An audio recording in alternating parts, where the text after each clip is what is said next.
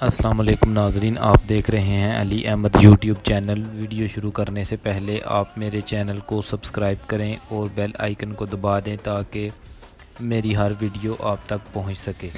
چودھری محمد حسین جو کہ جٹ برادری سے تعلق رکھتے تھے، ان کا شمار علاقے کی سیاسی و سماجی شخصیات میں ہوا کرتا تھا۔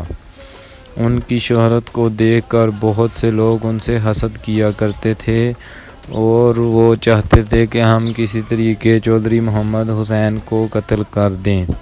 ایک دفعہ دوران کبڈی میچ محمد شریف جو کہ ساتھ والے گاؤں سے تعلق رکھتا تھا، اس نے موقع دیکھ کر چودھری محمد حسین کو موقع دیکھ کر قتل کر دیا۔ اس وقت شکو اور شوکت 10 سال اور 12 سال کے تھے جب ان کے سامنے ان کے والد کو قتل کر دیا گیا۔ جب شکو 14 سال کا ہوا تو اس نے اپنے والد کا بدلہ لینے کی ٹھان لی۔ اس نے بندوق اٹھائی اور محمد شریف کے ڈیرے پر چل پڑا۔ جب وہ ادھر گیا تو محمد شریف سو رہا تھا۔ اس نے اس کو اٹھایا اور بولا، میں بیٹا ہوں محمد حسین کا اور آج اپنے والد کا تم سے بدلہ لینے آیا ہوں۔ تو شکو نے بندوق سے شریف کو گولی مار دی جس سے وہ زمین پر گرا اور موقع پر ہی دم توڑ گیا۔ اس طرح ان کے ویر کا سلسلہ شروع ہو گیا۔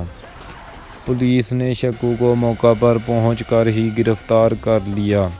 کچھ عرصہ جیل میں رہنے کے بعد شکو نے جیلر کو بلایا اور کہا کہ اگر میں جیل میں رہا تو میں اپنا بدلہ کس طرح لے سکوں گا۔ تو شکو نے ادھر پولیس مقابلہ کرتے ہوئے جیل کو توڑا اور وہاں سے مفرور ہو گیا۔ اس کے دوست جو کہ سیالکوٹ کے تھے اس کو ساتھ لے گئے۔ ایک دن شکو کسی کام سے گجرات کے سروس موڑ پر اکیلا ہی جا رہا تھا تو اچانک دشمنوں نے اسے گھیرا ڈال لیا۔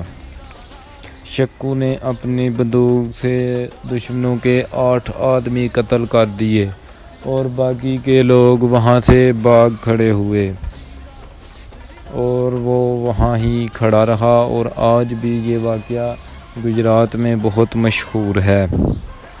یہ دونوں بھائی کبھی بھی کسی غریب اور مظلوم آدمی پر ظلم نہیں کرتے تھے۔ شوکت اور افتخار شاہ یہ دونوں دوست تھے۔ ایک دفعہ انہوں نے ڈیرہ گوندلا پر غلام قادر اس کے بیٹے کو قتل کرنے کی سوچی اور وہ اپنے گھر سے نکل پڑے۔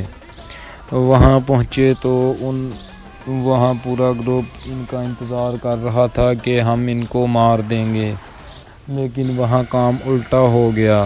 جیسے ہی یہ وہاں پہنچے تو انہوں نے ان کے 12 سے 14 فرد قتل کر دیے جو صرف ان دونوں نے ہی کیے۔ انشاءاللہ اگلی ایپیسوڈ میں ہم آپ کو ان کی یہ کس طرح قتل ہوئے اور ان کے مشہور واقعات کے بارے میں بتائیں گے۔ شکریہ۔